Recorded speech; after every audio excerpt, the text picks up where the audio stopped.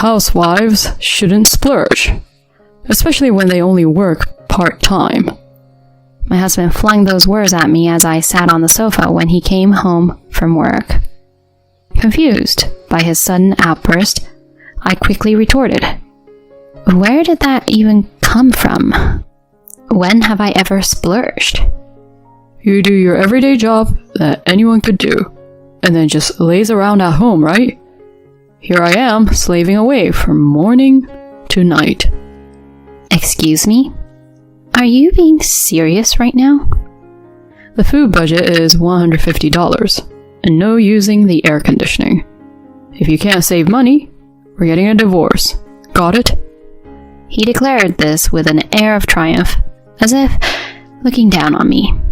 But strangely, I didn't feel sad. The only thing that surged within me was anger towards him. Don't be ridiculous.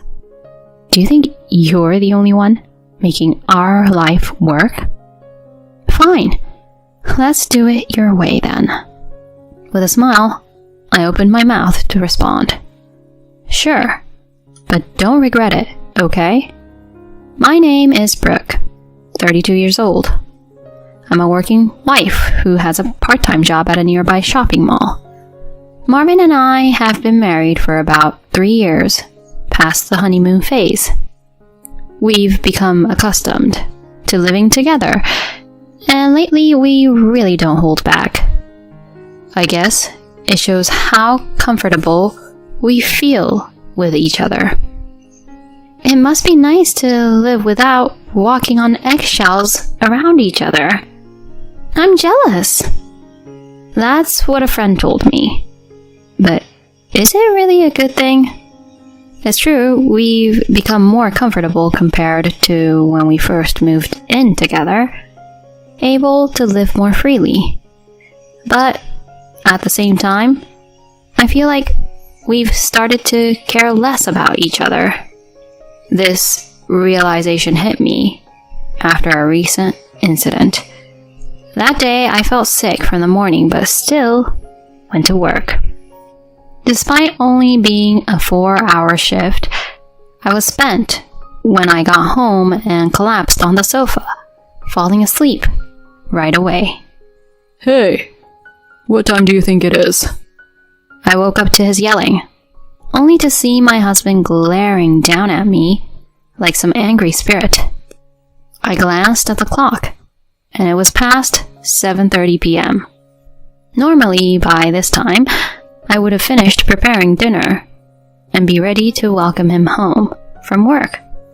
But today, that routine was broken.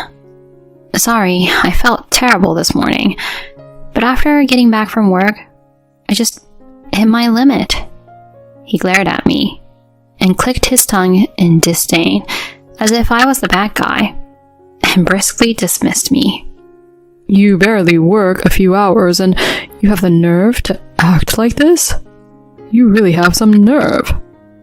A few hours? It's not about that right now, it's about my health. I work all day no matter how I feel. You can't even manage the housework? Which is practically nothing. Wait a minute. It's not like I'm skimping on housework. Today was just an exception. Excuses, excuses. I'm seriously disappointed. I'm cutting the grocery budget next month. Understand? No. I was stunned, unable to believe he would say such a thing. I had felt his tone getting harsher lately. But to say something like this? Just because I was sick and slept? Why do I deserve this? I'm not even getting that much for groceries as it is. How am I supposed to manage with less? But arguing would only make him angrier. For now, I just acknowledged what he said and tried not to upset him further. It's been almost 2 months since that incident, and honestly, our marriage seems to be heading in a bad direction. The grocery budget was slashed from $385 to $285 overnight, making our already tight finances even tighter. I had to dip into my savings to cover living expenses, and the anxiety was mounting day by day. I dream of having children and owning a home someday. So one day, I decided to bring it up to him. I want to work more hours, maybe even full-time if I can. When I told him after he returned from work, he grimaced openly. He sighed heavily, pointed at me, and said coldly, "What? Someone who falls ill and skips chores wants to work more? How are you going to manage the household then?" "It's not about that. The grocery budget's been cut, and at this rate, we won't even be able to save.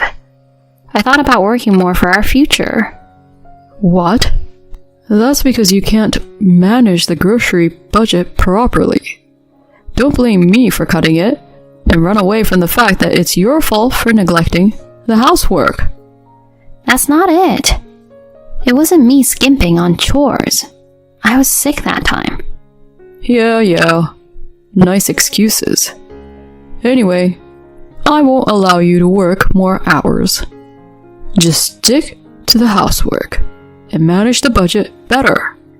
He said this with an air of victory, then grabbed a beer from the fridge and started gulping it down.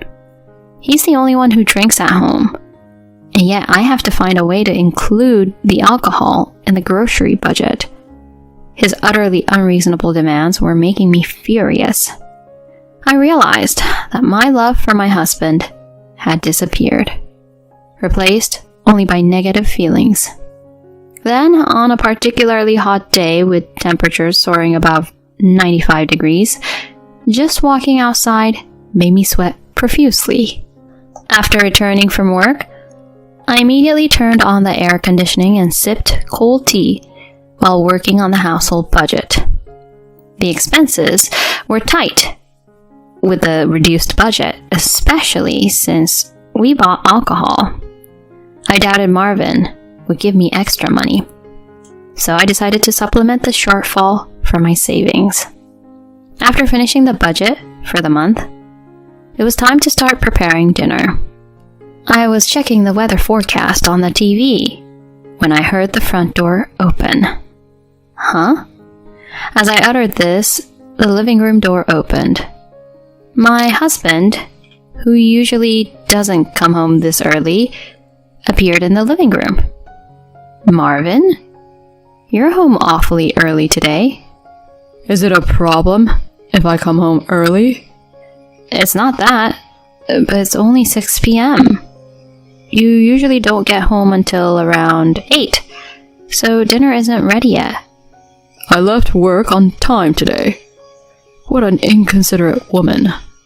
He grumbled as he tossed his work bag onto the floor and roughly took off his suit, changing into casual clothes before glaring at me. "Housewives shouldn't splurge, especially when they only work part-time." He looked at me, sitting on the sofa, as if I were trash.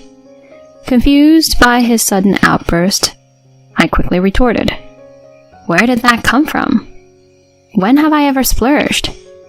"Like right now? Lounging in this cool room?" "No, I was just working on the household budget after coming back from work." "You do a job that anyone could do and then just laze around at home, right? While I work my butt off all day long." "Are you serious?" His one-sided belittling pushed me to my limit. I glared back at him, but he didn't seem the least bit ashamed as he looked down on me. "A failure of a wife, like you, needs more discipline. I'm setting rules starting today." "Rules? What are you even talking about?" "The food budget is $150, and no using the air conditioning. If you can't save, we're getting a divorce. Got it?" He declared this triumphantly, looking down on me. Yet, surprisingly, I didn't feel sad. The only thing that surged within me was anger towards him. Don't be ridiculous. Do you think you're the only one making our life work? Fine, let's do it your way then. With a smile, I opened my mouth to respond. Sure, but don't regret it, okay? Huh? Who do you think you are? When I decide to do something, I go all out. You'll see. He was momentarily taken aback, but soon returned to his arrogant demeanor. Finally, he dismissively said, Knock yourself out then. And started guzzling his beer. The next day, I began to save money in earnest. Of course, I didn't use the air conditioning. Instead, I wrapped ice in a plastic bag, used a towel around my neck, and relied on ice pillows, enduring the heat at home. As for the food budget, realistically, managing $150 was almost impossible. So I decided to cut down on common expenses like bread and soup to stay within the budget, and bought what I wanted to eat separately, eating alone. But of course, Marvin wouldn't stay quiet about it. The moment he saw me eating chicken by myself, he turned red with anger and shouted, Hey, why are you eating chicken alone? Why? I bought it with my own money. If you want something, buy it yourself. What? Since when did you get so high and mighty, being supported by me? Yes, financially, I've been relying on you. But what about you? At this point, why don't we both handle our own expenses and do our own chores? What? He was visibly shaken and struggled to respond, probably because he didn't know how to do housework. Another day, he came home early and started yelling about the house being too hot. Even then, I made it clear to him. Hot? But that can't be helped, right? You said no air conditioning. That's for when you're alone. Why do I have to suffer in this heat? Then why don't you put an air conditioner in your own room? I've already removed the batteries from the remote because you banned it. What? Then at least give me an ice pillow. Oh, sorry. I only have the one I bought, so if you need one, buy it yourself. This is ridiculous. Even at night, it was sweltering. His casual words had backfired on him. But thanks to this, my savings steadily increased. Not having to supplement the food budget from my savings was the biggest relief, along with a significant reduction in utility bills. With more money in my savings, I made a decision to divorce Marvin. I realized over these months that there was a reason he couldn't give me more for living expenses. He was spending it on his favorite mobile game. I found a card statement in the trash, showing hundreds of dollars in gaming charges. The spending increased each month, likely using the money saved from the food budget. The most recent statement showed charges over $2,000. Seeing that, my already cold feelings turned to ice. $2,000 for a game? While making me suffer and struggle with the budget? Ridiculous. I can't be with this man any longer. Deciding to divorce him, I spoke to my workplace about becoming a full-time employee. Recognizing my work, they immediately agreed to employ me full-time. Starting next month, I'd be working as a full staff member, and I began looking for a new place to live. I found an apartment and prepared to move, making sure Marvin didn't find out. That evening, a sweaty Marvin came home, complaining as usual. I presented him with the divorce papers and calmly said, "Can you sign this?" Huh? What? What is this? Can't you see? It's a divorce agreement. Divorce? What are you suddenly talking about? We weren't even discussing divorce. I just think it's impossible to continue. That's why I'm saying this. You don't really think you have no idea why, do you? His face turned pale, and his smug smile twisted. He stared at the divorce agreement I had handed him, and then shoved it back at me. Breathing heavily, he desperately pleaded. Wait a minute. This has to be a bad joke, right? A joke? You think I'd say something like this as a joke? But this is crazy. Why divorce? And you'll be in trouble if we divorce. You can't live on your own. You'll struggle without my money. Thinking that bringing up money would make me back down? He had no idea how much I had prepared for this day. He forced me to save excessively and spent that money on his entertainment. There were many reasons why I considered divorce, but the most unforgivable was that he saw me not as family, but merely as a convenient housekeeper. He was probably afraid of how his life would be disrupted without me, especially since he couldn't do any housework and had apparently been estranged from his parents due to past troubles. Frankly, he had no one else to rely on but me. But I no longer cared. I had no intention of going back to him. I stared at him, seething, and vented my pent-up frustration. Forcing me to save while you splurge on gaming? How much more do you need to mock me? You might have been happy cutting down the money you give to the house. But did you know I was using my savings to make ends meet? I get it. I'll start contributing more to the grocery budget again. It's too late for that. Just so you know, I have no intention of working or doing chores for you anymore. Not even a millimeter. Living alone is far better than taking care of a jerk like you. What? How am I supposed to live on my own? Think it over, please? Shut up. A domineering husband like you is unbearably annoying. You might as well writhe in agony living alone. With that outburst, Marvin collapsed on the spot, mouth agape. He didn't say anything more, finally realizing his situation. Later, we got divorced.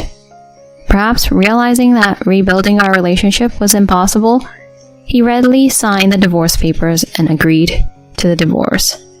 Without me, his financial burdens increased, and he had to manage everything on his own. He reportedly made several mistakes at work and lost any chance of promotion. Now he just shuttles between home and work, barely making ends meet. As for me, I started living alone and began my job as a full-time employee. Working full-time again after so long was challenging at first, but I'm finally settling in. Most importantly, starting this life gave me confidence that I could survive on my own. That alone gives me the strength to keep going. Alright, let's give it my all today. I'll treat myself to something delicious this weekend. Finding joy in everyday life and using it as motivation to keep going, I now find happiness in these ordinary days.